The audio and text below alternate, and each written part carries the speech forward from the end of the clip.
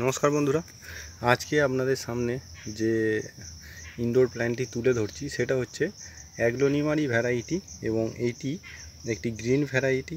তো এই গাছটি সম্বন্ধে ডিটেলস আজকে জানাবো, পটিং সয়েল সম্বন্ধে জানাবো এবং কেয়ার সম্বন্ধে জানাবো।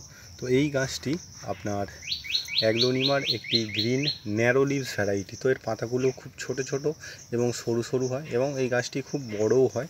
তো এইখানে আমি একটি এর থেকে কাটিং নিয়েছিলাম, দেখতেই পাচ্ছেন এখানে। এবং কাটিং নেওয়ার পরে গাছটি একটি, দুটি এবং তিনটি, মোট তিনটি এর থেকে শুটস বেরিয়েছে। এবং এইটা একটি ছোট্ট 4 ইঞ্চি গ্রো ব্যাগে গ্রো করা হচ্ছে। তো এই গাছটি পটিং সয়েল সম্বন্ধে এবারে বলছি।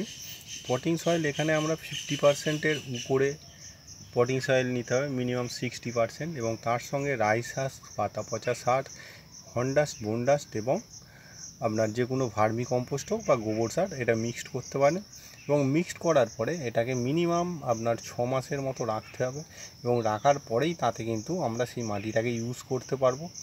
এবং ইউজ করার পরে আপনারা রেজাল্ট দেখতে পাবেন কেমন হবে। তো এইখানে আমি গাছটিকে খাবার দিয়ে দিয়েছি এবং খাবারে আমি দিয়েছিলাম হন্ডাস্ট, বোনডাস্ট এবং হালকা করে পচা খোল। তো পচা খোলটা মিনিমাম 15 দিনের পচা হতে হবে এবং পাতলা করে জলে গুলে দিতে হবে। তো এই গাছটি এবার কীরকম জায়গায় আপনি রাখবেন, আপনি যদি এমনি নর্মাল গার্ডেন করেন একটি শেডি এরিয়ায় রাখতে পারেন, যেখানে ডাইরেক্ট যে দুপুরবেলা সানলাইটটা যেন না পড়ে, মানে হচ্ছে 11টা 9টা পর্যন্ত যদি সানলাইট পড়ে তাহলে কিন্তু এই গাছ খুব ভালো গ্রো করে। কিন্তু তারপরে যে চড়া খুব প্রখর রোদ্দুরটা পড়ছে সেইটা পড়লে কিন্তু এই গাছটা খুব ভালো গ্রো করবে না এবং পাতা জ্বলে যাওয়ার চান্সটা খুব বেশি থাকে।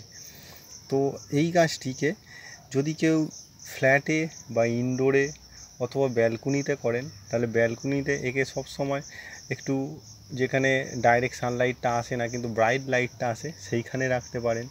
বা যারা ইনডোরে করছেন যেখানে হালকা একটু লাইট আসে সেইখানে যদি আপনারা রাখেন, এই গাছটি কিন্তু খুব ভালো গ্রো করে। আপনারা যারা ফ্ল্যাটে করেন তারা এসির ভিতরেও ওই গাছটা রাখতে পারেন, কিন্তু মাঝে মধ্যে আপনাকে একটু ব্রাইট লাইটে আনতে হবে। তো এই ছিল আজকে এই গাছটির ব্যাপারে। তো এই গ্রিন ভ্যারাইটির প্রচুর ভ্যারাইটি আছে এবং সেম একই দেখতে, কিন্তু লিভসের অনেক কিছু কালার ভ্যারিয়েশান আছে এবং এই গাছ মিউটেশন হয়ে হয়ে বিভিন্ন, বিশেষ করে অ্যাগ্লোনিমা গাছ নতুন নতুন ক্যারেক্টার এবং নতুন নতুন প্রজাতি একটা সৃষ্টি করে, যেটা কিন্তু দেখতে খুব সুন্দর হয় এবং রেয়ার ভ্যারাইটি হয়, তখনই কিন্তু গাছগুলো কস্টলি হয়ে যায়। তো আজকের মতো এখানে এই ভিডিওটা শেষ করছি। নমস্কার, কেমন লাগলো কমেন্ট করে জানাবেন।